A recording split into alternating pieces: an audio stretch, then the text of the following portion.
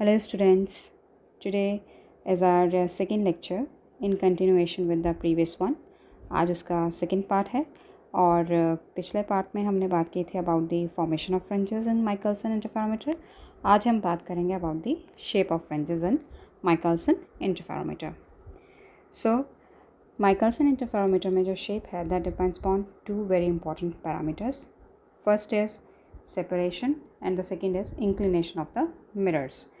Separation के लिए तो जैसे रफली आइडिया हमारे पास है ही ये चीज़ के पाथ डिफरेंस की जब हम बात करते हैं इसी में हमने कंडीशंस निकाली हैं ब्राइट और डार्क फ्रिंजेस की. तो इसमें हमारे पास क्या आ रहा है 2d cos of theta plus lambda by 2. अगर किसी पर्टिकुलर वेवलेंथ के लिए आप फ्रिंज पैटर्न देख रहे हैं तो this is going to play a very important role. This और डी क्या है that is the separation between the mirrors. Second case है इंक्लिनेशन. इंक्लिनेशन में अब हमारे पास जैसे मिरर्स हम जब परफेक्टली परपेंडिकुलर कहते हैं तो हमें टेलीस्कोप में इनकी पैरेलल इमेज दिखाई देती हैं, पैरेलल है और इनका आपस का जो थिकनेस है जो इन पैरेलल फिल्म्स का दैट इज़ फिक्स्ड. ओके, लेकिन अब अगर हमने इसको किसी एंगल पे रख दिया है तो उस वजह से क्या होगा, अब they are no longer parallel और दे आर गेटिंग क्या होगा, इंक्लाइंड होना शुरू हो जाएंगी. ये इनके बीच में एंगल आना शुरू हो जाएगा. फिर ultimately depending upon the angle जिस पे आप इसको घुमा रहे हैं मिरर M2 को उसके अकॉर्डिंग कुछ शेप्स ऐसी बनती हैं, राइट. और हम अच्छे से जानते हैं this is the so called wedge. Wedge के बारे में हम पढ़ चुके हैं पिछले लेक्चर्स में. सो जहाँ पे थिकनेस कांस्टेंट नहीं रहता है और दोनों सरफेसेस जो हैं they are incline to each other, तो उस केस में हमारे पास वेज शेप्ड फिल्म्स बनती हैं. और इसमें यानी कि हमारे पास इंक्लिनेशन में दो केस हो गए. फर्स्ट इज़ जब M1 M2 परफेक्टली परपेंडिकुलर हैं एक दूसरे के तो हमारे पास सर्कुलर फ्रिंजेस बनेगा. और अगर कोई एंगल आ गया है इनके बीच में तो हमारे पास क्या बनेंगी, वेज शेप्ड फिल्म बनेगी. और इस केस में लोकलाइज्ड फ्रिंजेस, यहाँ पे लोकलाइज्ड फ्रिंजेस वर्ड मीन्स के लोकलाइज्ड मीन्स के अगर आपकी फ्रिंजेस जो हैं वो किसी एक पर्टिकुलर प्लेन में उसकी विजिबिलिटी ज़्यादा होगी, अगर आप उससे दूर जाएंगे तो उसकी विजिबिलिटी कम होती जाएगी. That is what is the meaning of localised. Okay, उनकी पोजीशन एक फ़िक्स रहती है, मतलब अगर आप उसके हट के कहीं और देखना चाहेंगे तो आपको नहीं दिखाई देंगी. और इस केस में सर्कुलर फ्रिंजेस के केस में भी ये लोकलाइज्ड ही हैं, क्योंकि हम जानते हैं जब भी हम एक्सटेंडेड सोर्सेज यूज़ करते हैं तो हमारे पास लोकलाइज्ड फ्रिंजेस बनती हैं. और इसमें भी क्योंकि डिवीजन ऑफ एम्पलीट्यूड चल रहा है तो एक्सटेंडेड सोर्स ही यूज़ किया हमने. और इस केस में हम ये कह सकते हैं, क्योंकि हमने सेटअप में देखा था कि जो हमारी इसमें परफेक्टली परपेंडिकुलर वाला तो हम देख चुके हैं सेटअप, कि हमें ऐसा लगता है कि रेस किसी वर्चुअल सोर्सेज से आ रही हैं और ये पैरेलल रेस थी. So they meet at infinity. So एक तरह से कह सकते हैं कि they are localised at infinity. सभी हम टेलीस्कोप की मदद से ये सब देख सकते हैं पैटर्न को. सबसे पहले बात करते हैं सर्कुलर फ्रिंजेस के बारे में. हम जानते हैं कि ब्राइट फ्रिंज के लिए कंडीशन हमने निकाली है 2d cos theta equals to 2n-1 lambda by 2. And कुछ बुक्स इसको 2n+1 लैम्डा बाई 2 भी लिखती हैं. दैट डिपेंड्स कि उन्होंने 2d cos थीटा में, क्योंकि आइदर प्लस साइन भी हो सकता है एंड माइनस साइन भी. बात तो ये है कि phase is going to change by pi. Okay, so accordingly वो कंडीशन चेंज हो जाती है 2n-1 की जगह 2n+1 lambda by 2. And that is not going to make any difference because वहाँ पे n जो है हम अकॉर्डिंगली 0 से स्टार्ट करेंगे, यहाँ पे 1 से स्टार्ट होगा. नाउ कम्स के अगर हमारे पास परफेक्टली परपेंडिकुलर हैं तो उस टाइम ऐसी पैरेलल हमारे पास फिल्म बनती है. तो इसमें क्या है कि thickness is constant. So that means mirrors का आपस का डिस्टेंस जो है दैट इज़ कांस्टेंट. एक पर्टिकुलर हमने ऑर्डर देखना है तो n कांस्टेंट है और जिस वेवलेंथ के लिए आप देखना चाहते हैं वो कांस्टेंट है. तो यानी कि ये सब कुछ फिक्स्ड है d, n एंड लैम्डा. तो अकॉर्डिंगली अब हमारे पास इस रिलेशन में 2d cos theta is equal to 2n-1 lambda by 2. इसमें अब क्या है, d फिक्स है, n फिक्स है, लैम्डा फिक्स है. तो that means cos theta is also going to be a constant quantity. So इस वजह से हमारे पास थीटा क्या आ रहा है, एक कांस्टेंट क्वांटिटी आ रही है. सिमिलरली यही चीज़ डार्क फ्रिंजेस के लिए भी है जहाँ पे 2d cos theta is equal to n lambda है.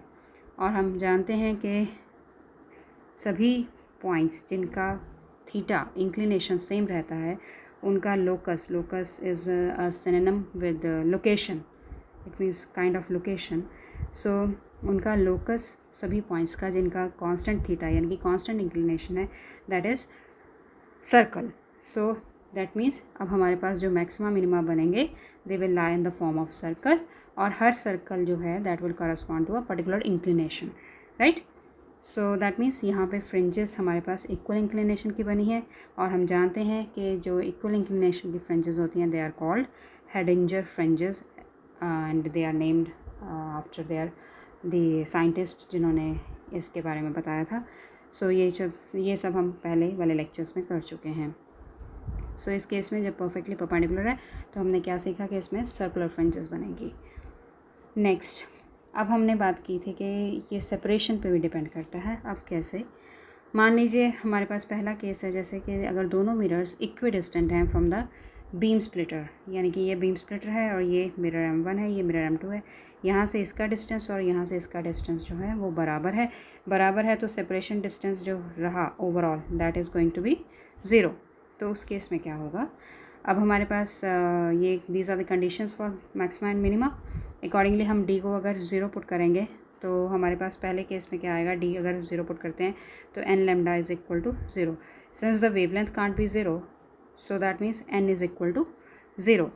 सो अकॉर्डिंगली अब हमारे पास क्या आएगा, this will hold good for all values of n, for all values of lambda but for n equal to 0। लेकिन इक्वेशन 2 अगर हम देखें, इसमें अगर हम डी को 0 पुट करते हैं तो हमारे पास क्या आता है, 2n-1 lambda by 2 is equal to 0, which means कि हमारे पास ओवरऑल क्या आएगा, lambda can't be 0, so that means n is equal to half. लेकिन हमारे पास n क्या है, इंटीग्रल वैल्यूज़ हैं, so that means this is discarded. So it means कि ब्राइट फ्रिंज के लिए ये चीज़ सेटिस्फाई नहीं हुई, सिर्फ डार्क फ्रिंज के लिए ये चीज़ सेटिस्फाई हुई। And in this case that means हमारे पास हमेशा क्या आएगा, destructive interferences there for all values of theta, because हमने देखा कि इस केस के लिए जो है कंडीशन कहीं पे भी सेटिस्फाई नहीं हो रहा है। एन हमारा क्या आ रहा है, फ्रैक्शनल क्वांटिटी आ रही है, जबकि हम कह रहे हैं एन हमारे क्या हैं, इंटीजर्स हैं। सो दैट मीन्स हमारे पास एक डार्क रिंग बनेगा इस केस में of infinite radius, right. Next is, अगर दोनों मिरर्स के बीच का डिस्टेंस जो है वो लेमडा बाय 4 है तो 2d cos theta is equal to n lambda, उस हिसाब से हमारे पास 2 into lambda by 4 into cos of theta is equal to n lambda. So what we obtain cos theta is equal to 2n। अब हमें सबको पता है कि कॉस थीटा की मैक्सिमम वैल्यू कितनी हो सकती है, 1, right. So that means n can't be 1 because उस टाइम क्या होगा, कॉस थीटा 2 आ जाएगा। So that means only possibility is again n equal to 0। So अब हमारे पास क्या होगा कि ये जो है condition that is going to hold only for n equal to 0, और अगर n इक्वल टू 0 करते हैं cos theta 0 that means theta is pi by 2। So dark ring बनेगी at theta equals to pi by 2। Similarly अगर हम bright fringe के लिए देखते हैं that will give 2n-1 equals to cos of theta, और इसके केस में भी अगर हम वही चीज़, यही फंडा अगर हम अप्लाई करेंगे तो we will get n equal to 1 के लिए ये सेटिस्फाई करेगा। सो अगर n इक्वल टू 1 है, कॉस थीटा हमारे पास क्या आएगा, that will be 1, and accordingly we will get theta equal to 0।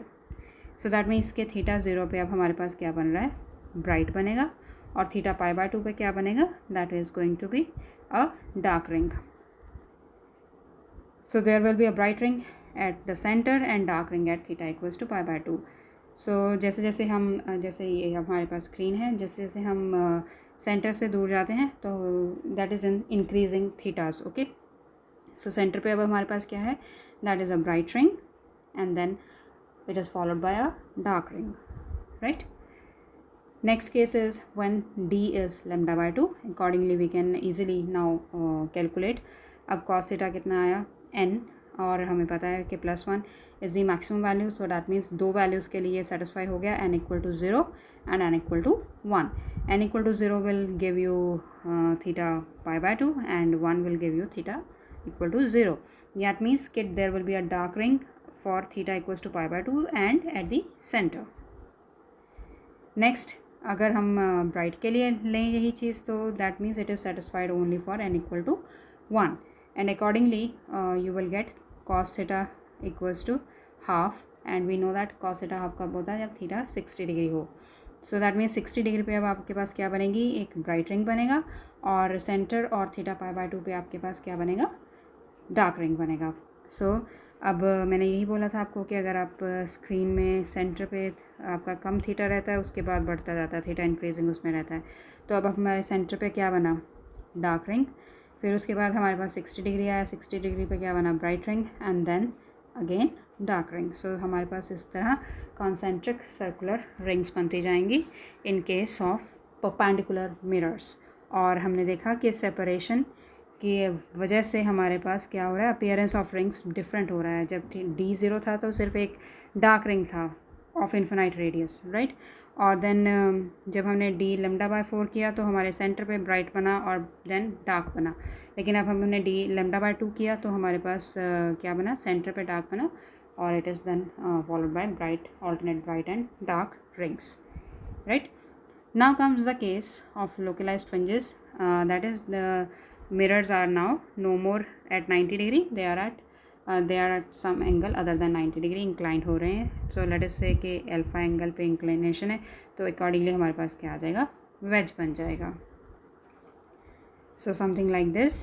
अब हमारे पास क्या होगा कि they are inclined, images are inclined, we can see पहले क्या थी images, they were perfectly perpendicular to each other. Now they are inclined at some angle और उस वजह से क्या होगा, अब D अब आपका फिक्स नहीं रहा, thickness is varying like this. यहाँ पे कुछ और है, यहाँ पे कुछ और है, इंक्रीज़ हो रही है जैसे जैसे दूर जा रहे हैं आप, एज से दूर जा रहे हैं. तो अब क्या होगा कि वेज शेप्ड फिल्म बन गई. और अब क्या होगा कि जब यहाँ से S प्राइम कोई पॉइंट से आपके रेज स्ट्राइक करेंगी मिरर M1 की तरफ से, तो अब क्या क्या होगा, रिफ्लेक्ट होंगी. ऐसे ही M2 की तरफ पहुंची तो वहाँ से रिफ्लेक्ट हुई. तो हमें ऐसा लगेगा कि they are diverging from some point. ये देखिए डाइवर्ज कर रही हैं, पैरेलल नहीं है अब.